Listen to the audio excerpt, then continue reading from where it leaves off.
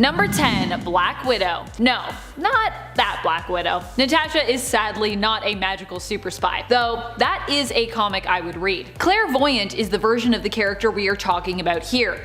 Voyant was Marvel's Black Widow prior to Natasha. In fact, Claire first appeared in 1940 in the comics, while Natasha wouldn't make her first appearance until 1964. Initially, Madame Voyant was a psychic-based mystic who could communicate with the dead, a medium if you will. She herself, however, would end up dead, and it would be then that she would be resurrected with superpowers by someone who claimed to be Satan himself. She set out to claim the souls of evildoers and deliver them to her master. In exchange, as Satan's ambassador, she was supposedly made immortal and given supernatural powers, which allowed her to teleport to the Hell Dimension, granted her super strength and endurance, her death touch, the ability to heal, fly, turn invisible, and shapeshift. Pretty powerful magics, especially if they actually came from the real Satan himself. Number 9. Freya Freyrdóttir. While you might not think of Thor's mother as being a witch in comparison to her role as the All-Mother, it has been established before in the comics that Freya is capable of accomplishing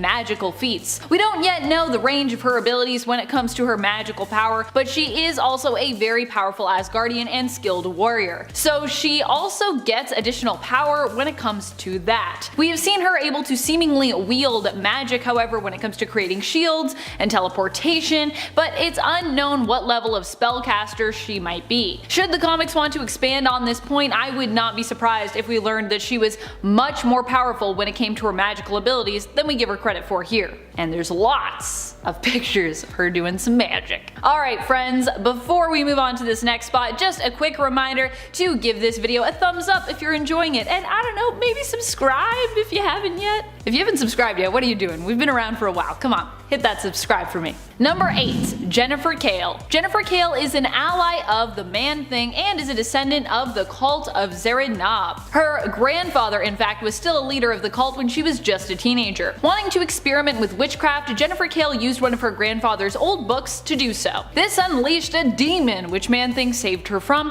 creating a psychic link between Jennifer and Man-Thing. She would later be given powers by an ancient wizard who recruited her to help him defeat demons who were coming to conquer Earth after the Tome of Zatanna seemingly disappeared. Jennifer's powers allow her to cast spells with a mere thought. She not only calls on power from within herself, but can also tap into the power of ambient magical energy within the universe and use it, as well as energy from other dimensions. Her powers grant her many abilities, including the ability to teleport, create magical shields, summon bolts, and manipulate the minds of others. Number 7. Amanda Sefton. Amanda Sefton was originally known as Jemaine. She comes from the family that took in Nightcrawler and raised him among their own children. As such, Amanda is basically like Nightcrawler's adopted sister. After the death of their brother Stefan, Amanda's mother, Margali, believed Nightcrawler was to blame.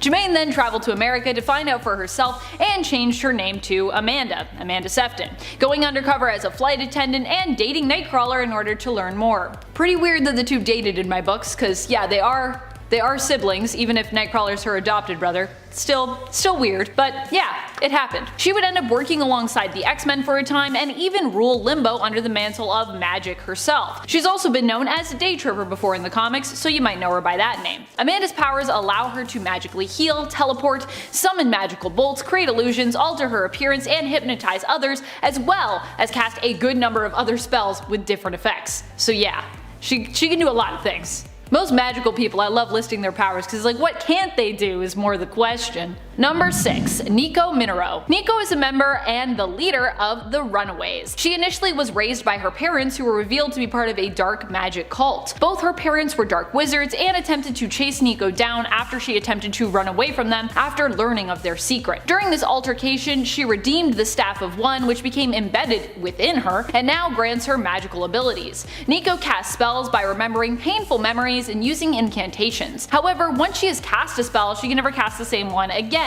Attempting to do so will result in a random effect as opposed to the same effect that happened when she cast that spell the first time. Nico's magic is based in the world of blood magic, and she often relies on the Staff of One to help her cast grander spells. Number 5. Magik. Magik is obviously one of the most powerful magic users out there. A few times it's been implied and even shown in the comics that Magik has the potential to become the new Sorcerer Supreme because of how powerful she is and how much potential she has. And if you're battling her while she is in limbo, watch out because she will be even more powerful there. Magik's power is tied to that realm, and while in limbo, all that she is capable of becomes basically limitless. Of course, outside of limbo, Magik is less powerful, but even then she is still capable of kicking most people's butts. Even at a lower power level, she's still a powerhouse. And if her Dark Child persona gets unleashed, then you have even more to be afraid of when it comes to what Magik can do and what she'll want to do, because Dark Child is scary. Number 4. Enchantress. Amora the Enchantress is from Asgard and is known for being one of the most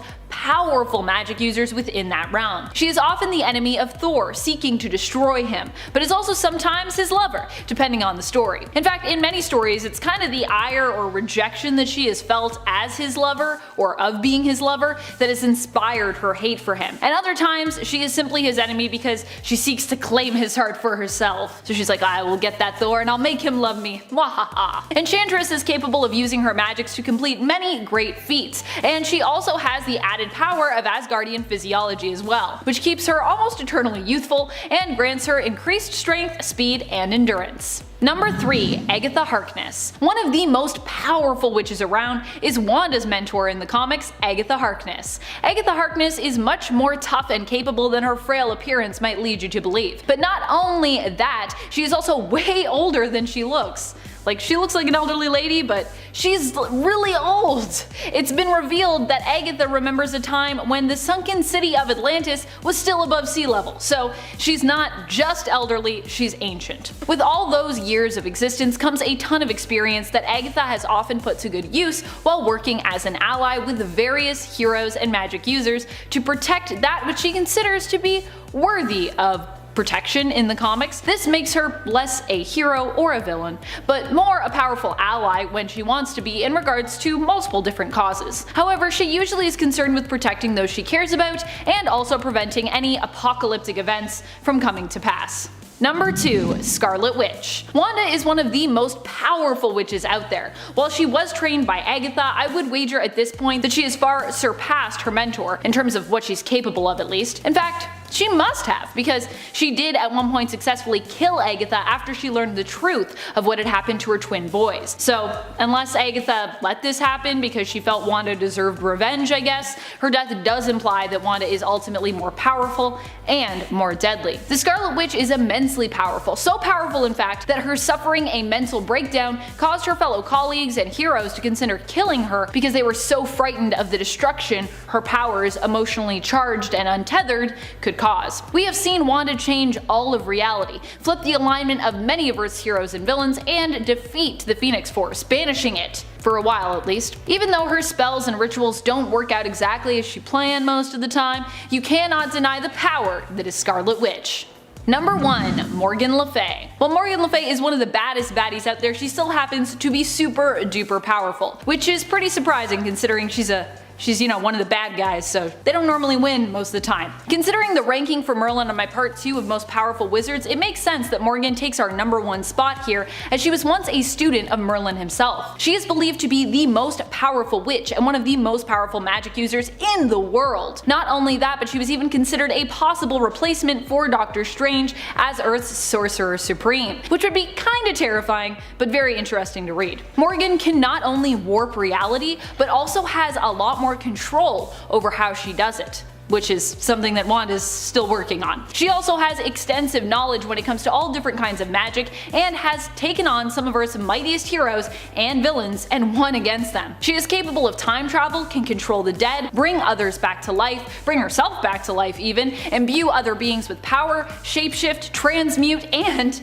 teleport. She is crazy powerful. So powerful, it's scary. Number 10. Spiral. I always forget that Spiral has magic, but Not today! Today we're going to hype her up. Spiral is known for being a villain to the X-Men. She is an agent of Mojo's from the Mojo verse, who typically folks know from the comics for her focus on manipulating and altering characters by giving them cybernetic parts or upgrades. She was the one responsible for giving Psylocke, Betsy Braddock, her purple cybernetic eyes, and also had a hand in the whole body swap merge fiasco with Betsy and Quanon. However, aside from all that weird problematic stuff, Spiral is also a magic user. It's true, she uses dance moves with her 6 arms to not only wield weapons and fight against her opponents, but also to cast various spells, which she can even use to do things like heal, teleport, turn invisible, and even temporarily remove or disrupt the superpowers of her opponents. Pretty fun stuff. Number 9. Otherworld. Otherworld is a pocket dimension adjacent to Earth, and its purpose is to serve as a nexus to other dimensions within our reality and also other realities in the multiverse. So if you're guarding Otherworld, you're basically guarding the intersection between all of realities. No pressure. The Celtic powers of Otherworld match those of Asgard, which I will of course talk about later on in this list. And since it's a nexus between realities, there's a number of provinces that coexist on Otherworld, like Avalon and Dryador. See, some kingdoms have existed for quite some time and others are still pretty fresh. At the center of Otherworld, we have the Starlight Citadel, the headquarters of the Omniversal Guardian, and it acts as this meeting point for all of these realities that I mentioned. It's beautiful. Number 8. Wong. Wong is having a big glow up right now when it comes to his power levels, and I am super here for it. I am here for Phase Wong from the MCU. Let's go. Wong was introduced to us in the MCU as the right-hand man to Doctor Strange, and in the comics, he serves a similar purpose. But more recently in the Marvel Cinematic Universe, where Wong is played by Benedict Wong, we learned that the character actually earned the title of Sorcerer Supreme himself, being chosen after Doctor Strange was blipped out of existence during the events of Avengers Infinity War.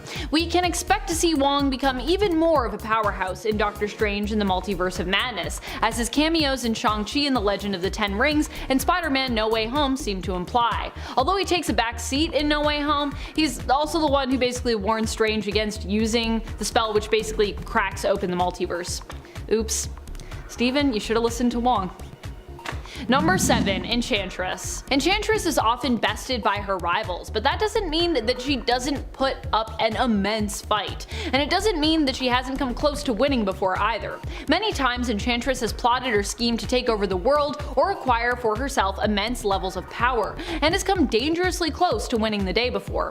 Amora the Enchantress is in essence a goddess of Asgard. Her powers allow her to seduce almost any and all men, as even her beauty has the magical ability to enchant those who gaze upon her, compelling them to do her bidding. Enchantress is also not your typical squishy magic user either. Being Asgardian, she's also exceptionally strong and durable, meaning that even in a physical fight, you probably would not want to face her. I mean, I don't think she's like a pro fighter, but she still could just like flick you and you'd probably be like, ah, like fly across the room or something. Asgard strength. Number 6. Agatha Harkness. Now, of course, we gotta mention Agatha. I mean, it was Agatha all along, right guys? We just saw her show her true colors as WandaVision came to an end. Agatha Harkness is pretty old, as most witches ought to be. She made her first comic book debut in Fantastic Four issue 94. She was in the 17th century Salem witch trials, and what she would do is she would turn over various sorcerers to these witch haters, and her whole idea was that she made the witch community stronger by ridding it of those who couldn't defend themselves. Okay.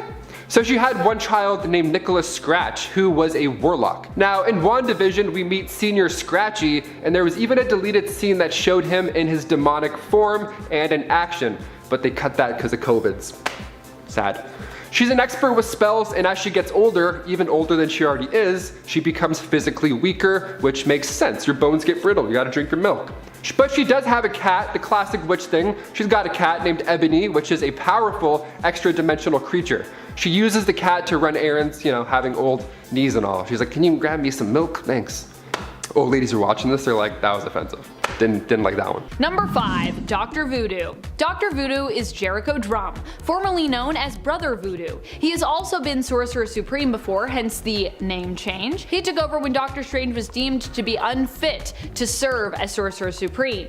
Voodoo is known for his immense knowledge of magic. He specializes in communing with the dead and can also commune with gods, animals, and manipulate the elements, minds, and even time. His vast knowledge makes him a fairly well-rounded magic user besides having knowledge of various different forms of magic, including scrying, sealing or barricading off dimensions or realms, spellcasting, and meditative abilities which allow him to observe things others might miss and actually grant him immense control over his own body as well. Jericho demonstrates a level of knowledge, discipline, and skill that other magic users dream of having. Number 4. Dormammu. One of the most powerful magic villains in the Marvel Universe is definitely Dormammu, especially if you end up going to the Dark Dimension to face him. Here, Dormammu reigns supreme, and so his power is considered basically limitless. Of course, take him out of the Dark Dimension and he isn't quite so powerful. Being away from the Dark Dimension can actually lower his power levels to put him on the same level as other magic users that exist on Earth 616. Dormammu himself is composed of mystical energy. He's basically like a big ball of flaming magic. He is virtually immortal, while in his dimension can manipulate matter as he sees fit, can control the elements, and can change shape and size at will. Which also means physically, once again, not a person you'd probably want to fight. Because he could be like, now I'm a giant Dormammu, I squish you. Number 3. Sakaar. The first time we see this beautiful, terrifying land is in the Planet Hulk storyline from 2006. Sakaar is the 4th planet from the star Teo, and it's the only planet within the Teo star system known to be inhabited by sentient life. Sakaar is considered a savage planet that is full of extremes, but it's the most diverse geologically. I mean, we got great deserts, tropical paradises, mountains, volcanoes, arctic wastelands, lakes, oceans, you name it. During the height of the Spike War, a cosmic vortex opened up near the planet's orbit, causing tidal waves, and the inhabitants actually viewed this vortex as the end times. I mean, yeah, that's more than fair. Even in Thor Ragnarok, they referred to this portal as the Devil's Anus. So, yeah, okay. The Great Devil's Anus portal disappears and then reappears over time, and what it does is it spits out debris and exotic alien species from all over the universe. So that one sweater you just can't seem to find anymore, maybe your ex doesn't have it after all, maybe it's just getting shot out of the Great Vortex and now Korg is wearing it. Number 2. Clea. Another exceptionally powerful magic user is Clea. Clea is the wife of Doctor Strange, who ends up replacing him after he dies as Sorcerer Supreme. As of now, I believe she is the Sorcerer Supreme in the 616 main reality in Marvel Comics, possibly foreshadowing something similar that might come to pass in Multiverse of Madness. Who knows? Will Clea be in there? We'll have to wait and see what happens there.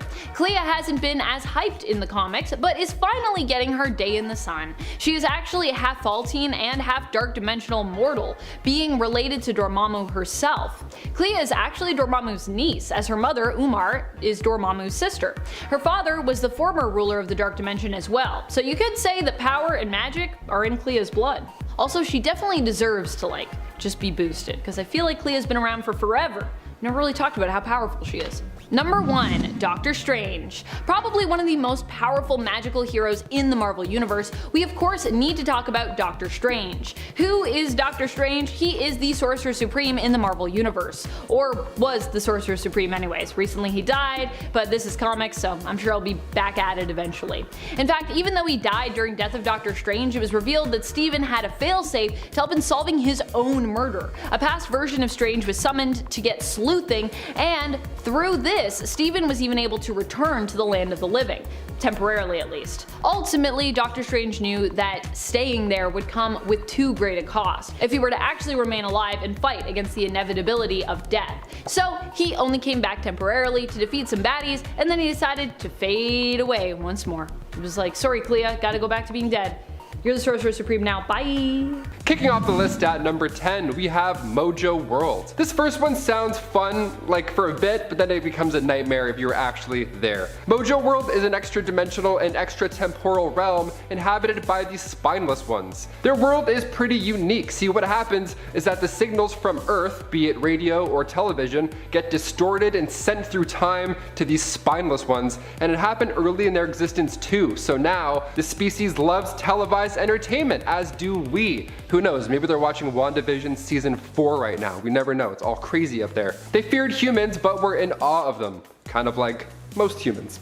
Like, I like Chris, but you know, you never know. You never know.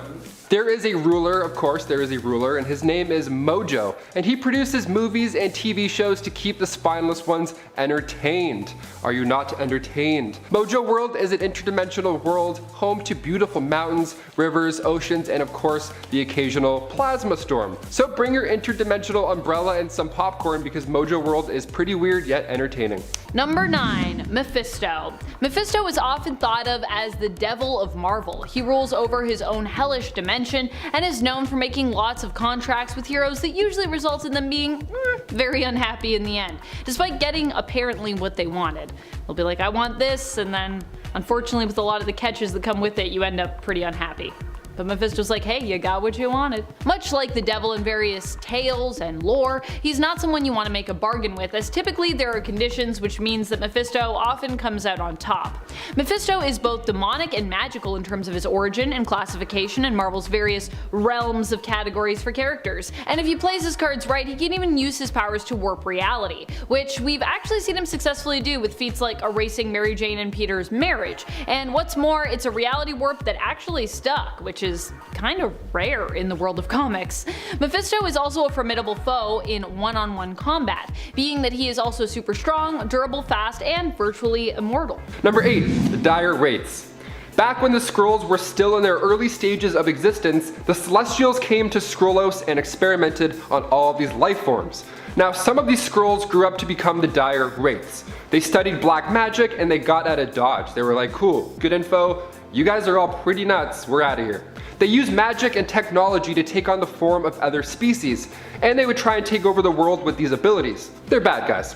The Earth would have just been wiped out probably by these guys if Rom the Space Knight didn't have a device to reveal a Dire Wraith. It's kind of like the eyes of truth, the lens of truth from Zelda. You're like, that's a Dire Wraith right there. Nice genes, you're a Wraith. They emerged from the deviant Skrulls, and when Galactus came to their homeworld, they made it rain acid and destroyed all of his equipment. Yeah, they made it rain acid. So, they're evil. The sorcery is strong with this one, for sure. Number 7. The Astral Plane. The Astral Plane is an alternate dimension that has an equivalent space to our own, where matter is composed of ectoplasm. We see Stephen Strange get popped into the Astral Plane in Doctor Strange, well, rather the Astral Dimension in that movie. See, it's a parallel dimension where the soul exists outside of its body, and to access it, you have to be successfully separated from your physical form, which isn't something that you do. You can't just sneeze and then all of a sudden you're like, whoa, what happened? Oh, bless you. Thanks. You're welcome. You have to exist in a pure energy form, so you might need a wizard or two. We see this plane in other Marvel properties as well, like in Black Panther, Eric Killmonger and the Black Panther are able to have a conversation with their deceased fathers, and when they wake up, it's like no time has passed at all. Well, that's because in the Astral Plane, time is slowed way down. So much so, in fact, that when Stephen Strange uses it, he's able to leave his body, have a conversation with the Ancient One, and then return to his body before his body even hits the ground. So blink and you just may miss it. Number 6. Nexus of All Realities. The Nexus is a cross-dimensional gateway that provides a pathway to any and all possible realities. And I mean all of them, even the realities between realities. In its comic origins, it's actually unknown if some being created it or if it just happens to be the one place in the multiverse where all realities just happen to naturally intersect. And we see it for the first time in Fear issue 11. We see it in Man-Thing's swamp in Bywater, New Orleans. The ancestors referred to the area of the swamp called Darkwater as the Nexus of All Realities. So next time you take a dip in a swamp, you just might be not in our dimension anymore. So I don't know, maybe hold your breath, plug your nose. You don't know where you're gonna end up in that puddle. Number 5, Soul World. One of the many conversations I had with friends after we saw Infinity War for the first time was where exactly Thanos went after he snapped his fingers. It was this large orange paradise almost. It looked like the place where you fight Dark Link in Ocarina of Time, but with more orange.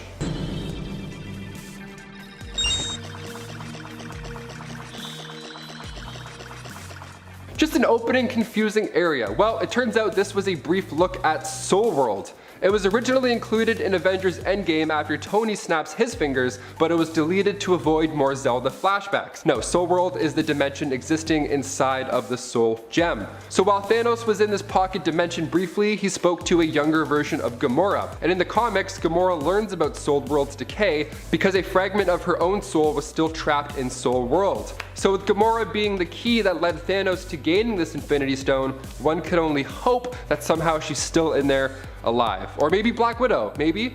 No? Please? Number 4, Morgan Le Fay. Medieval witches in alternate timelines. That should sell you enough, that's it. Making her first appearance in Black Knight issue 1 back in 1955, after Atlantis sunk way back in the day, there were islands that were left over. And on the largest of those islands, Avalon, Igraine was a sea princess who had a daughter with a man from the Sacred Clan. Man from the Sacred Clan, that's not right. The daughter being Morgan. So Morgan was taken to the House of Virgins to serve as a sea princess. They all left the islands after a young priest warned them of an upcoming catastrophe. And then the islands were drowned by massive waves caused by this volcano that exploded. It was a whole thing. She's been a recurring villain to the Avengers in the comics for a while now. And when the Dark Avengers were formed by Norman Osborn, Morgan was their first enemy to face off against.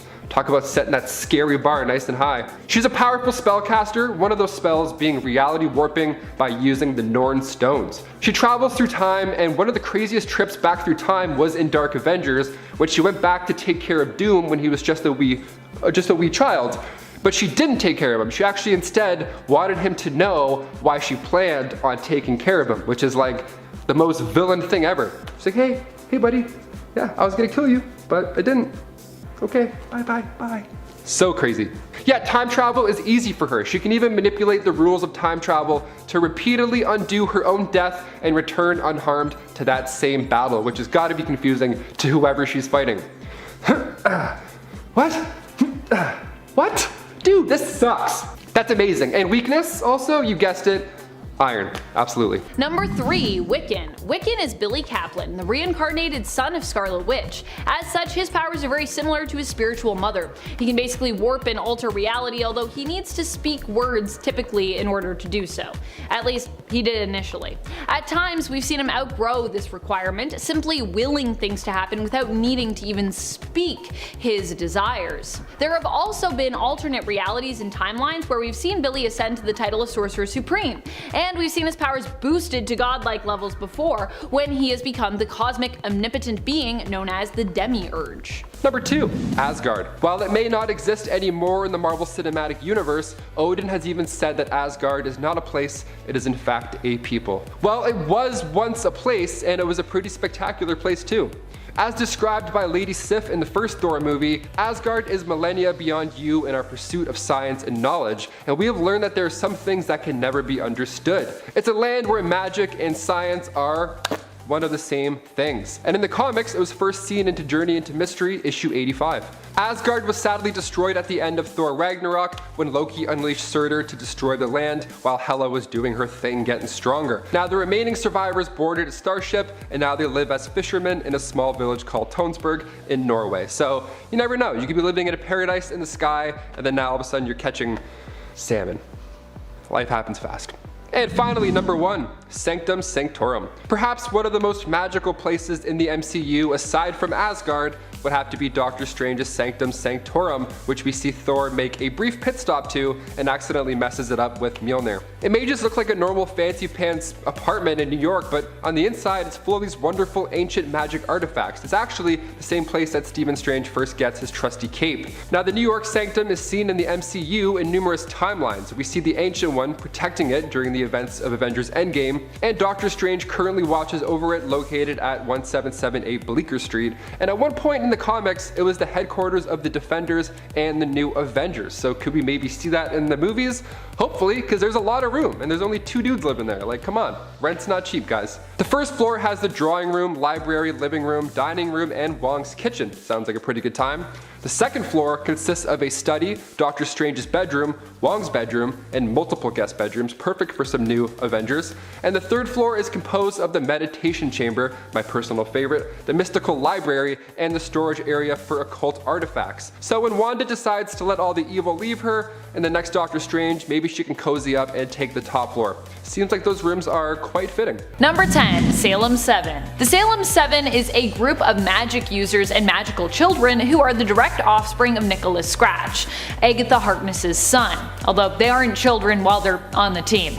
They were children once though, weren't we all? They were each fathered by different mothers, and the Ultimate Universe version of them has the added ability of being able to join together in one form and become the Dragon of Seven. In that universe and that form, they end up fighting against the Fantastic Four despite initially appearing to be a superhero team themselves in that incarnation. The Salem 7 in the 616 universe, however, were a team assembled by their father and used to get revenge on his own mother, Agatha, and their grandmother for leaving the magical community of New Salem, and for her giving up their magical secrets to the Fantastic Four, a crime Nicholas Scratch falsely accused his mother of. On Earth 616, the team is made up of the members of Bruticus, Hydron, Gazelle, Reptilla, Thorn, Vertigo, and Vacuum, a combination of Nicholas's sons and his daughters. Number 9. Elsa Bloodstone. Elsa isn't exactly a witch, but she's definitely witch adjacent, as a good amount of her power is magical in nature, coming from the blood gem she possesses, and is often shown wearing in her bloodstone choker. Aside from that, Elsa will also sometimes carry and wield magical artifacts and books as weapons, in addition to her standard fare of very large guns, which is what you'll usually see her fighting with. Her blood gem gives her magical abilities to heal, cure vampirism, and even allows her to fire magical energy blasts from her hands at times. Number 8. Calypso. Calypso was Kraven's voodoo priestess ally who would often help to fuel his hatred for Spider-Man. A Spider-Man villain herself, she also almost succeeded in killing Spider-Man once while teamed up with another famous Spider-Man villain, the Lizard. Obsessed with power, Calypso also ruthlessly sacrificed her younger sister to get more of it. Her other aliases that she was sometimes referred to as in the comics are the Witch and Hunter of Souls, revealing just how dangerous and magical she is. Calypso made only a few appearances before she appeared to meet her grisly end in the late 90s. Her power usually came from her knowledge of voodoo practices, which allowed her to create potent charms and potions that she could use to bewitch others, and even resurrect the dead. And friends, before we move on to this next spot, just a quick reminder to give this video a thumbs up if you are enjoying it. It really does help us out here at the channel. Number 7. Pixie. Megan Gwyn is the mutant known as Pixie. Pixie has innate magical abilities, but also possesses a certain amount of dark magical ability as well. Megan received the dark magic within her after Magik in her Dark Child persona attempted to use Pixie's soul, one of the most innocent and pure of her victims at the time, to create a new soul sword. The process, fortunately, was interrupted before it could be completed, instead granting Pixie her own magical soul dagger and leaving a bit of black magic within her in place of the part of her soul that was displaced and used to create that dagger in the process. Pixie has received some tutelage in the mystical arts from Amanda Sefton and Doctor Strange, and was even at one point considered as a potential candidate for the role of Sorcerer Supreme. True story. Number 6. Talisman. Elizabeth Tu Youngman is the daughter of Dr. Michael Tu Youngman, aka the hero and mystical healer Shaman, known for his affiliation with Alpha Flight. In time, Elizabeth herself would also join the Alpha Flight team alongside her father. Prior to that, however, for many years Elizabeth was actually estranged from her father, following the death of her mother, which she blamed him for. Being a doctor, Michael had tried desperately to save his wife's life, but ultimately he failed. He also would carry the guilt of her death, blaming himself besides. Liz wields the Talisman of Power, which grants her many mystical abilities, though even without the talisman, she can still manipulate magical energy that is directed at her. With the talisman, Elizabeth can cast all manner of spells, having access to the wealth of Earth's vast mystical energies, and being able to tap directly into that energy to use it as her own source for casting. Number 5. Clea. Clea is known for being the student and lover of Doctor Strange. She is the daughter of the strange villain Umar and the niece of powerful villain Dormammu. Although she appears human, she herself is related to the Faltine race, beings of pure magical energy, and the Muruks. I don't know how to say that. Muruks? Two U's. How do you say two U's together? And the Maruks, extra-dimensional beings gifted in magic who hail from the Dark Dimension. Clea is the Sorcerer Supreme of the Dark Dimension, which tells you just the level of magic we are talking about when it comes to her abilities. It's believed that she is at the same level as Doctor Strange when it comes to what she's capable of. We've seen her cast magical bolts of lightning, teleport, control other people's minds, create powerful and realistic illusions, summon objects, and exhibit telekinetic powers. Number 4. Zatanna. Zatanna is the sister of Damon Hellstrom and daughter of Satan, or so the rumor goes. Of course, we don't really know for sure if her and Damon's father is the true devil, as a lot of powerful demonic beings in the Marvel Universe have made such claims before. Even as a little girl, Zatanna was drawn to the arcane arts. She was caught performing a black magic ritual with her father at a young age, and it was this revelation as to her husband's true identity and form that drove Zatanna's mother insane, because she kind of stumbled upon them doing that ritual and then she was like, oh dear. Zatanna is a succubus and as such possesses great magical abilities and beauty, but beyond that she also seems to demonstrate some knowledge of magic, which allows her to cast spells, summon creatures, and manipulate the mind and will of others. In a fight against the powerful magic user Dr. Doom even, she proved to be a formidable foe. Number 3. Selene Gallio. Selene Gallio has the added bonus of years of experience when it comes to her own knowledge in the dark arts. During ancient times, she was revered by other powerful magic users and even caused a sense of trepidation among them for what she might do or be capable of. The only thing with Selene is that she has so many mutant abilities and is considered so powerful in that realm as well. It's kind of hard to tell which feats are owed to her magical abilities and which are accomplished through her use of her mutant powers. Regardless, her being a member of the mutant external group, not to be confused with Eternals, that's a different thing, means that she also has added power, causing her to be a powerful psychic vampire capable of draining life from even the most powerful of foes, a powerful telekinetic and telepath, and making her virtually immortal in most cases. At the same time that Pixie was considered as a potential candidate for Sorcerer Supreme, so was Selene. Number 2. Karnilla. Among Asgardians, and definitely among Nornheim Asgardians, Karnilla is one of the most powerful magic users around. Her power is only said to be surpassed by Odin himself. Karnilla's age and origins are a mystery. That is just how old she's believed to be. We don't know how long she lived in the Asgardian province of Nornheim, only that it seems as though she had been there forever. More recently in the comics, Karnilla took up the title of Queen of Hell when she married Hela, adding that to her long list of titles, which has also included Mistress of Magic, Queen of Enchantment, Enchantress Supreme, and Queen of Norns. Not only does she have extensive knowledge of spells and the arcane, but she also has innate magical ability, which allows her to manipulate magical energy on another level in comparison to others. Number 1. Opal Luna Saturnine. Don't let her similar appearance to Emma Frost in the Ten of Swords event fool you. Saturnine is a powerhouse all of her own, completely separate from the White Queen. Instead, Saturnine's aliases and titles include the Most Majestic Omniversal Magistrix, Her Royal Highness, and the White Witch. Recently, Opal Luna Saturnine was the one to preside over the Otherworld tournament, pitting the mutants of Krakoa against the mutants of Araco, in a battle that would determine who should win the rights to the mutant nation of Earth, with both mutant groups having a solid claim to Krakoa. Saturnine possesses immense power in her role as Omniversal Guardian, granting her ability to warp and shape reality at her will, as demonstrated throughout the Ten of Swords event. She is mortal, but is so skilled in manipulation that she could twist your perspective to the point that you would no longer see the point in attempting to kill her. We saw that happen with Wolverine, and it was pretty scary. Kicking off the list at number 10, Kinetics. She's a fortune teller with mystical powers. Madame Zodiac made her first appearance in Batman Family issue 17. She began her criminal career by helping out Poison Ivy and Catwoman escape from Huntress and Batgirl. And at that point, she convinced them to rob a museum, which is great, always a cool place to rob. It was part of her master plan so she could use them to obtain a valuable item for herself. And then she straight up vanished, so everybody was pretty concerned after that point. They're all just standing there looking down at some sparkles like,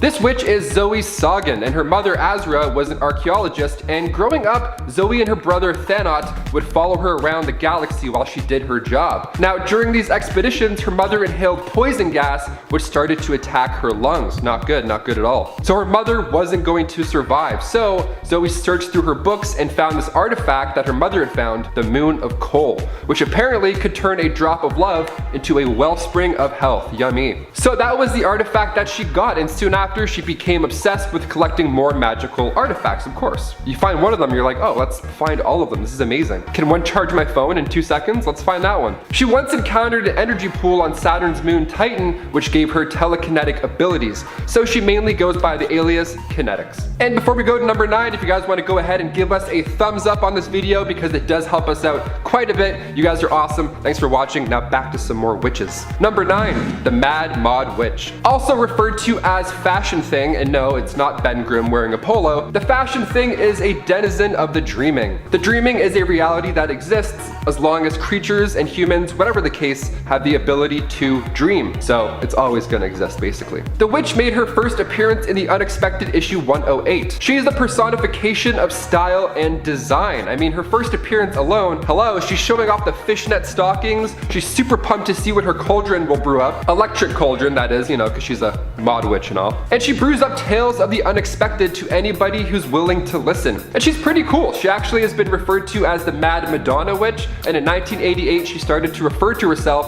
as the Mad Yuppie Witch. So when it comes to witches, I mean, she's pretty badass, you gotta admit. Number 8, Queen of Fables. Making her first debut in JLA issue 47, the Queen of Fables is pretty interesting. So once upon a time, she ruled until Princess Snow White, yep, Snow White, you heard me, came along and trapped her in the Book of Fables. Snow White used the book to turn fact into fiction, and Bob's your uncle. And then of course, many years down the road, she was released. And now it's a horror film. This poor mother reads a book to her young son, and as she's reading it, she realizes that it's not for the faint of heart. So she gets out, and now she's looking for revenge. She's escaped out of the book. It's terrifying. She did this by turning Manhattan into an enchanted forest full of folktale creatures. That's a nightmare scenario. What makes the Queen of Fables so interesting, at least to me, is that she doesn't know the difference between reality and fiction. She treats everything like it's a fairy tale. So if you have any theater school friends, they're kind of like that, only, you know, with powers, so a little bit worse.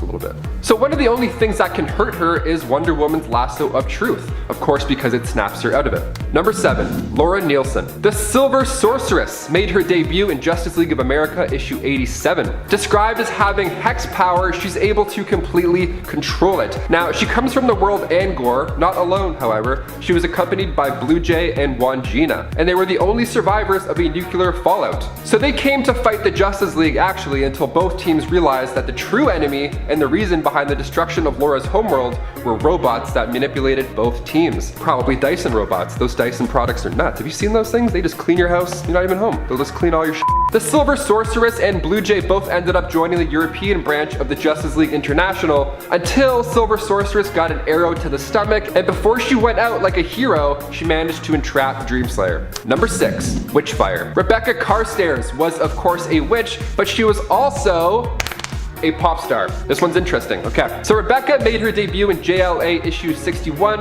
and she's known as a famous singer. She's known as a famous model, an actress, and of course, most importantly, a witch. Talk about a combo. Oh my god, she's gonna get an EGOT probably very soon. So after a chance encounter, she found herself working alongside Wonder Woman. So she decided the hashtag superhero life was a pretty sweet gig after all. So she joined the superhero team, the Power Company, in order to raise her Q rating. Pyrokinesis, magic, singing. I mean, way to set the bar high, Rebecca, damn. Number 5, Madame Xanadu. She made her first debut in Doorway to Nightmare issue 1 back in 1978. Nimue in Voodoo once cast a spell on Merlin, the magician himself, which is not the best idea, because what he did was he then took her magic away from her. Now, she is a descendant from gypsies, so she ran a fortune-telling parlor, and she tried to help those who are troubled with the supernatural. She actually gained immortality by beating death in a game of cards. And no, that game was not Uno, because death would always win that game. I'm death.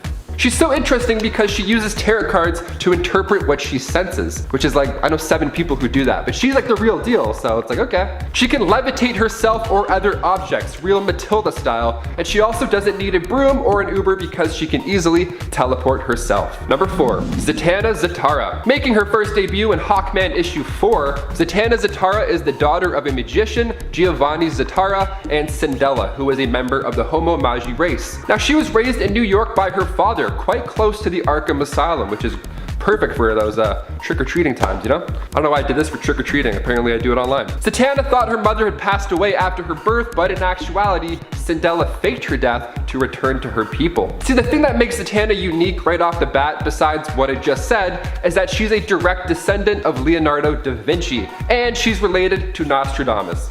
So not too shabby for the family tree. Zatanna grew up to become a successful stage illusionist before she discovered her powers, so she's already an OG. She's a Homo Magi, which I mentioned earlier, so maybe she was born with it. Maybe it wasn't Maybelline after all. She casts spells by speaking keywords backwards, like saying pots, for example, would get her target to stop. Now imagine if she looked at a race car and was like, race car. It would just remain the same. See, I'm smart. Number 3, Raven. Rachel Roth, aka Raven, is of course a key member of the Teen Titans. She's a tele-empathetic, she can teleport and send her soul self out to the battle. We see this for the first time in DC Comics Presents issue 26. So during this, her soul can fight physically. It can create a force field and act as her eyes and ears. She can just float into the cinema and watch a movie while being at home, just eating on some noodles. What a dream. She was born into it. Her mother was Angela Roth, a human, and her father was the demon overlord emperor, Trigon. So, not a human.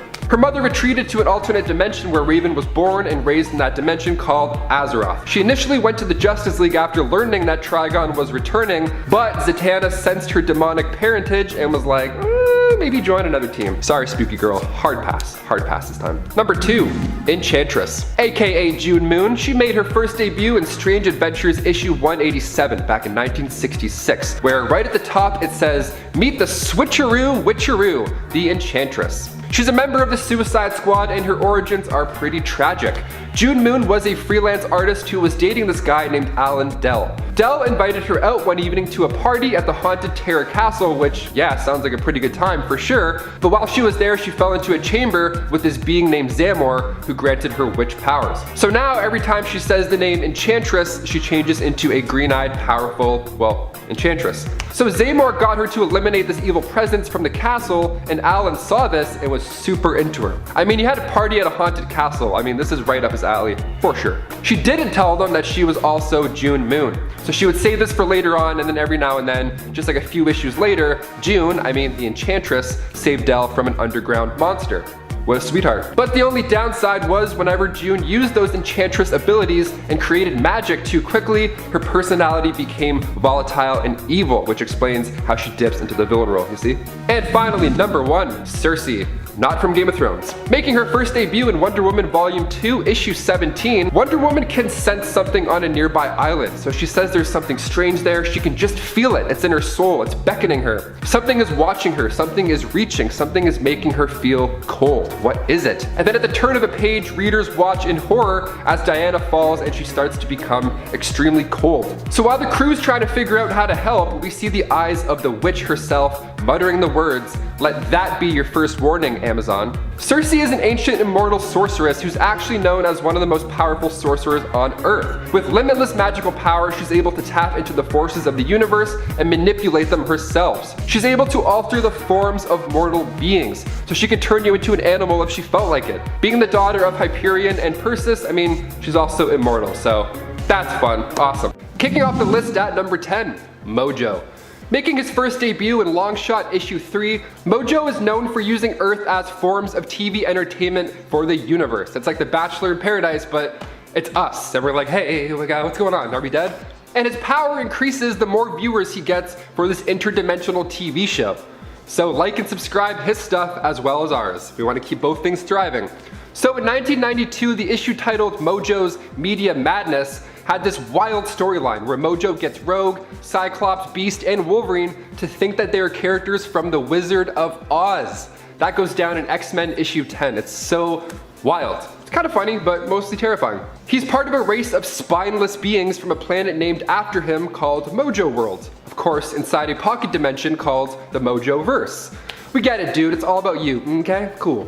So this race of spineless beings were slowly going crazy over time because TV signals from another space-time continuum were scattered into their timelines.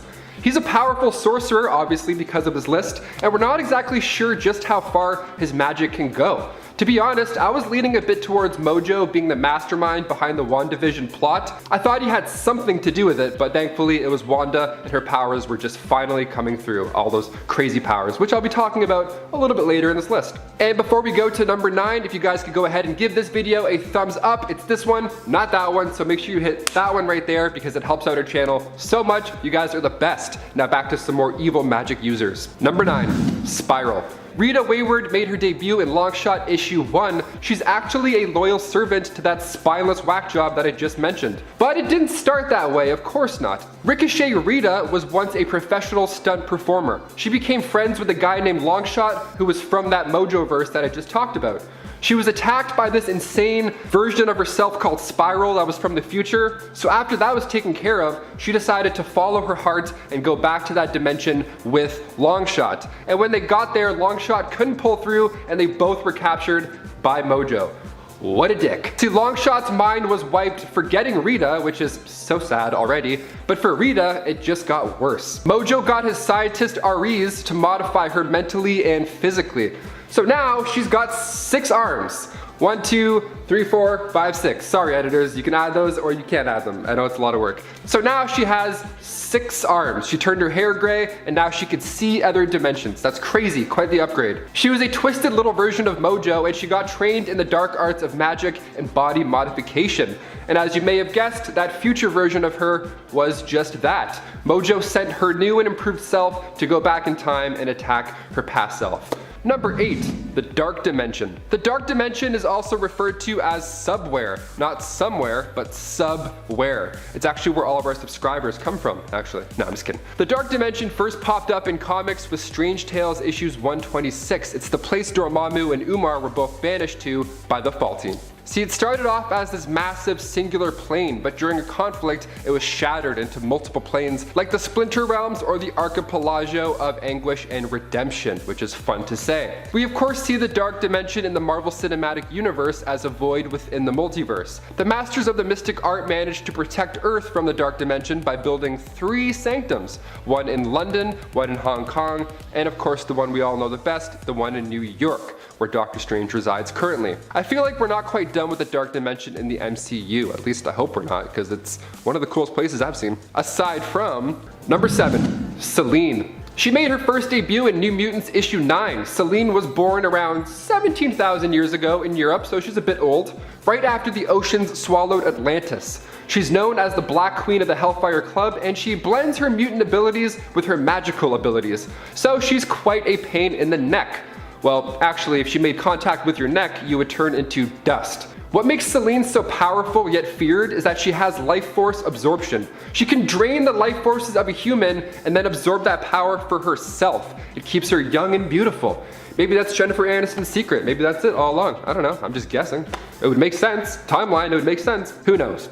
But not only does the victim's body crumble to dust, but Selene takes your memories. She'll be hanging out and she's like, did I forget my phone charger? No, wait, no, that was Brian, the guy I just absorbed. Yeah, see, I lose track sometimes. Come on, let's go. Number 6, Scarlet Witch. One of the most powerful magic users out there when it comes to the Marvel Universe has to be Scarlet Witch. We've literally seen Wanda rewrite reality and history, altering the entire world with her will. Initially, Wanda's magic was tied to her mutant powers, which was seen as sort of like bad luck magic, where almost every time she tried to use her magic, things would just like go haywire, and generally her magic would either backfire or like cause some unintended tragedy. While Scarlet Witch is no longer considered a mutant in canon anymore, sadly, this effect has still stuck around, even with her magic now just being magic and no longer mutant related, no longer really like hex magic. This is probably also because Wanda's magic is tied to the chaos god Chthon, who has also tried and temporarily succeeded in possessing Wanda in the past. Poor Wanda, she just can't catch a break. Number 5, Malekith the Accursed. Making his first appearance in Thor issue 344, Malekith was a dark elf born the 13th son to a 13th son. I'm like the second son to a second son, and that guy's name's Douglas. I'm not even nearly as cool as this guy. He was the leader of the Dark Elves, and when it comes to magic, he's a natural. He was born that way, baby.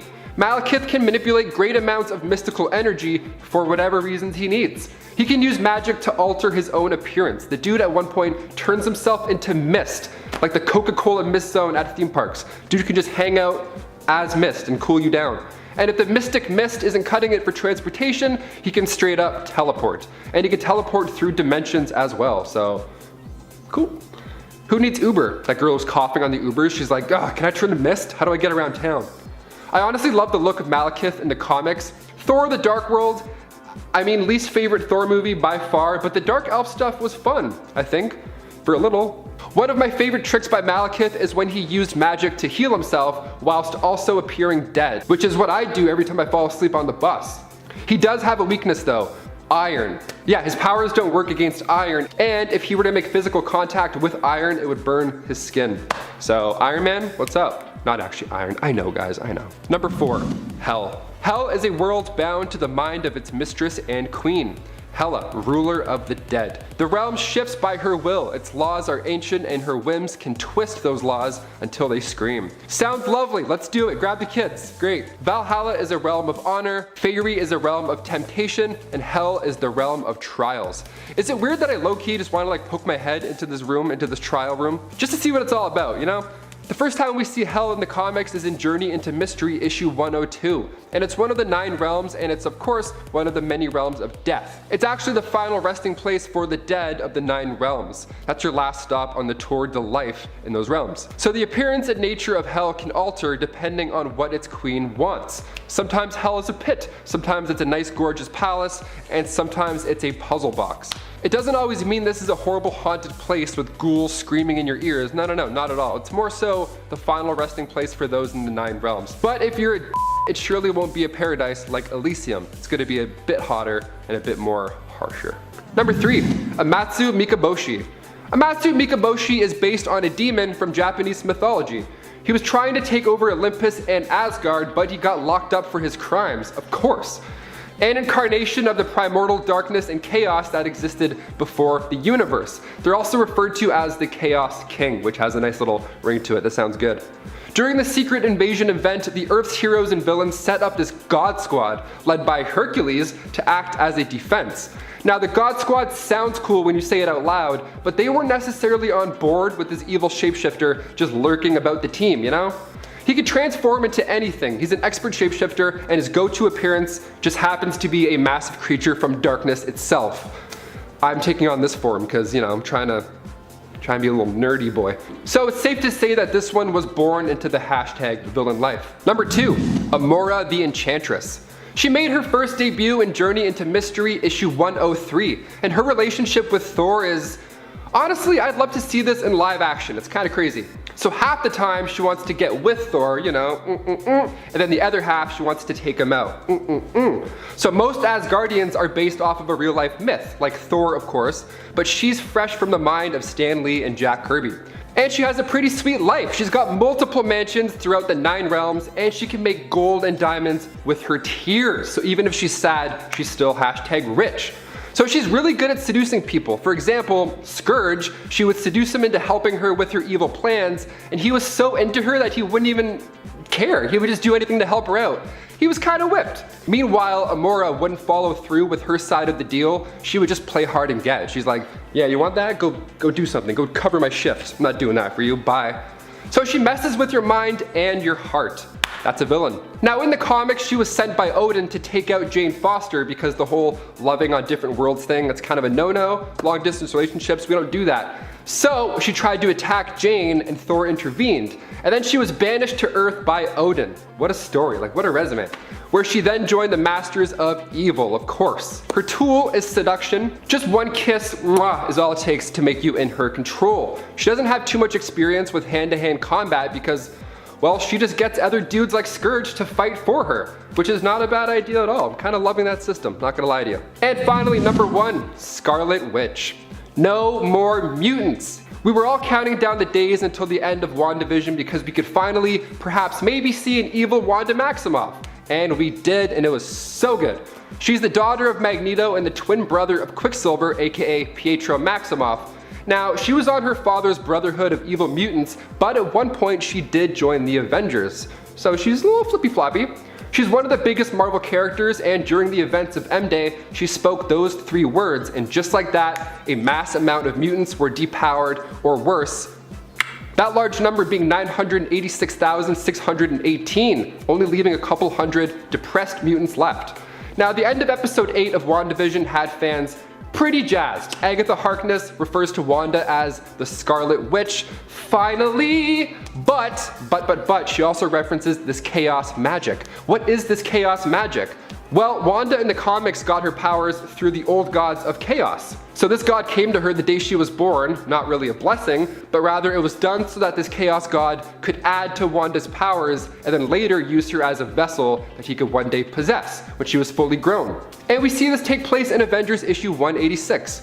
Now with WandaVision's ending, it seems like the MCU is going to start kind of leaning into this villain role for Wanda, because last we saw her, she was studying the Book of the Damned. There was ominous music, she was floating, doing some witch stuff. I'm excited for Doctor Strange in the Multiverse of Madness. I'd love to see Elizabeth Olsen go dark. She's an amazing actor. Holy. Number 10. Mastermind woos the Scarlet Witch. If you go way back in the comics, back to the very beginning of X-Men, you'll find out all about the first person to compete for Wanda's heart, way before Vision was even in the picture. We're talking about Mastermind. And of course, Mastermind's attempts to woo Wanda left us wincing at just how painful they were to read about. Jason Wingard would obnoxiously assume that Wanda wanted to be with him, and that they would make the best match ever and power couple. But he was quick to anger and would also threaten to defeat Wanda almost every time she denied him. Be like, "Y'all make you pay for denying me." Oh geez. She was just none too impressed with his powers, which she dismissed as being kinda lame because they were just illusions. And honestly, not even some of the best illusions out there really. So Wanda, I feel you. Also, Mastermind's just a creepy guy, so it's probably hard for him. Well, it can't be that hard for him to find love. He did have daughters, so someone was into it. Number 9, Namor's comparison. With all the classic issues I've read, I really should not be too surprised by this one.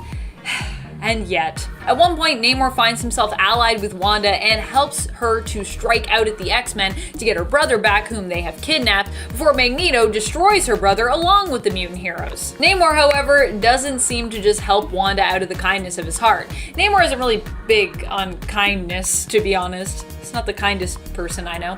He helps Scarlet Witch because he finds himself attracted to her, even comparing his level of attraction to that of his feelings for Sue Storm in the Fantastic Four. What? Comparing these two women seems pretty absurd because, well, they're both different. They both look very different as well, but also just the fact that he could only have helped Scarlet Witch if he was attracted to her also just seems ridiculous. Like, why couldn't he just help her because he wanted to? Though, I know it was the 60s and that's just kind of how it went in comics. Are you a pretty lady hero or a villain or just a character? Well then, everyone's probably attracted to you. Before we move on to this next spot on our list, if you enjoy learning more about Wanda with me, feel free to give this video a thumbs up and maybe we'll even give you some more Wanda lists. I love talking about Scarlet Witch, so I'm down with it. Number 8, almost marrying Dr. Doom. Gasp. This is a moment that had everyone doing double takes and asking, but why? Wanda was believed by Wiccan, her reincarnated son, Billy Kaplan, to be in danger in the castle of Victor Von Doom. But when he went to save her, he learned that she was there of her own choice, and she seemingly was head over heels in love with Victor? Huh? What? It turns out that Wanda had some selective memory loss, which may have helped to sway her into accepting Doom's marriage proposal. But even after she got her memories back, she still actually seemed to want to marry Doom. She seemed to be genuinely interested in him. In fact, in a weird turn of events, it was villain Doom who actually ended up spurning her after he attempted to take on her chaos magic, but found it to be too powerful for him to wield. Even knowing that Doom had likely manipulated her for a chance at that power, she still tried to help him, only for him to rebuke her, resort to name-calling, so rude, Doom, and insist that she was so unskilled that he was somehow, in fact, behind all of the wrongdoings of her past. He's like, you don't even know what you're doing. You think even you did all the things that were bad? That wasn't you, that was me. What? Number 7, Vision dating Carol Danvers. And if you're wondering what this has to do with Wanda, well, she was right there when this all started. Awkward. Especially considering that Miss Marvel and Scarlet Witch were always painted to me as being close friends in the Avengers. In fact, I think Carol actually might be one of Wanda's BFFs, definitely at least within that Avengers team, within that friend circle. After Vision and Wanda were no longer together, Vision decides to ask Warbird, aka Carol Danvers, out, right when Wanda and Carol are in the middle of some playful banter. While Wanda says it's all fine, her reaction seems to imply that it really isn't. Like, look at that face. Also, I feel like a date between Vision and Carol would be even more awkward than Carol's date with Spider-Man. And that was pretty awkward. It was cute, but it was awkward, so yeah. Number 6, M-Day.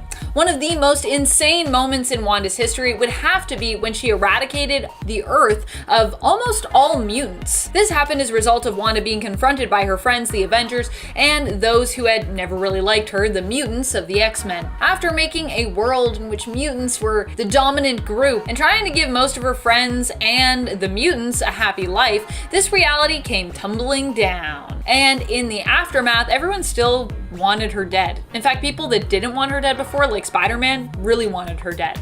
Not knowing what else to do, Wanda did the unthinkable and cast a spell with the words, "No more mutants," eradicating all of the mutants on planet Earth. While now we accept this as part of mutant and comic book history, at the time this was pretty shocking and elevated Wanda's level of powers even more than we thought possible. Number 5, punished for a mental break. And if you thought it couldn't get weirder than Wanda getting rid of most of the mutants with them coming after her still, even after she was simply trying to give them what they wanted, it does get weirder. Let's rewind a bit to talk about another shocking moment in Wanda's history around House of M, when her friends and the mutants had a meeting to decide what to do about Wanda. What to do. The Scarlet Witch at this point hadn't made the House of M reality yet, but was mentally suffering, and Professor Charles Xavier was no longer capable of containing her unpredictable powers and dangerous mind. So dangerous, so crazy. Most of the talk was about how Wanda needed to be taken out, with a few heroes speaking up against this, and Xavier actually not knowing what to do either way. So helpful, thanks Xavier. It was a hard situation to be sure, but it still blows my mind that these people who knew that Wanda was at her core a hero considered killing her because she was volatile after going through a lot of stuff. A little more compassion here would have been nice, but hey. I'm still waiting for compassion for Scarlet Witch. I feel like people are always just like a punching bag for everyone. This poor woman. Number 4, raised by a cow. It's true. One of the High Evolutionary's first creations happened to be the evolved cow, Bova. Bova Eyeshire would act as the midwife when both Wanda and Pietro were born, and would act as their nursemaid. Bova even gets a seat at the table when Wanda and Vision sit down to a family dinner together. We can see Bova is considered one of the members of the family and is featured there, while Simon Williams, aka Wonder Man, whose brain waves were used in the creation of Vision, gives his toast. So weirdly enough, Wonder Man's like, "You're like my brother, Vision." Yeah, Wanda's family tree is pretty weird and super complicated at this point. What's even more weird is that Scarlet Witch and Quicksilver aren't the only heroes that Bova has helped to raise or to act as a midwife for. Also, if you want to learn more about Scarlet Witch's family, please let us know in the comments, because I'd love to do a video just on all that stuff. There's a lot of things there. Number 3, her relationship with Quicksilver. I really didn't want to go here, but then I thought, hey, if I don't go there, you'll all be wondering why it was missing when it was just such a gross and confounding moment in the Ultimate line of comics. You're gonna be like, how is all of the stuff that you listed here worse than that? So thank you for making me go here. I didn't want to go here, but we're gonna go here. In the Ultimate Universe, for those who may not know, we got different versions of a lot of our characters. Some of these were really cool. For example, we might not actually have Samuel Jackson as Nick Fury if not for the Ultimate Universe, where we actually saw a version of Nick Fury that basically was inspired and based off of the actor himself. In fact, this version of Nick would even cross over to the 616 universe even after the Ultimate Universe of 1610 was gone. However, for Wanda and Pietro, the changes they saw weren't nearly as good or cool. In the Ultimate Universe, the siblings' close connection is reimagined as a romantic relationship, one that shocked even Ultimate Wolverine. And you know, in any reality, Wolverine would be a hard guy to shock. Number 2, her kids. Oh boy, Wanda's kids are a whole series of WTF moments, one right after the other. First, there is the fact that Wanda and Vision couldn't actually have children naturally because Vision was a synthezoid. So how did she get pregnant? By using pieces of Mephisto's soul to conceive. Yep, her children are literal demon spawn. Even Vision knew something was up, and he himself actually encouraged his wife, Scarlet Witch, to face the fact that their children were not theirs, really, and were a lie, which is also pretty shocking, and I mean, it's kind of awful. I mean, you know, he's right, but yeesh, Vision, have some tact. He's just yelling at her, and I'm like, ah! Wanda was forced to give her children up, and Agatha Harkness, her mentor, ensured that the souls were returned to Mephisto after their destruction, and then wiped Wanda's memory of them. Another yikes. From there, it gets weirder as the fragments of soul somehow got loose again, and then were reborn as Wanda's kids, but in other bodies from separate families. Does that make sense? Number 1, no more mutant. If we are talking about one of the most surprising and confusing moments in comic book history for Wanda, it's gotta be the moment when it was revealed that she was never actually a mutant. Ah, what? Her or her brother, who were for a time loyal members of Magneto's Brotherhood of Evil Mutants, and were led to believe that they were actually Magneto's children. But apparently, no, none of that was real. It was all a fake out created by the High Evolutionary, who disguised them as mutants after experimenting on them. However, the truth started to come out when Wanda, after casting a blood curse spell on her family members, found that Magneto was not actually affected by it, whereas Pietro was. This is definitely a weird revelation, though it creates lots of holes in past comic book history and stories. Like, how was Wanda's power able to be amplified and utilized by mutant powerhouse Hope Summers in order to defeat the Phoenix Force if Wanda's powers themselves weren't at all mutant? This isn't Hope's whole thing that, like, she can only do that with mutant powers?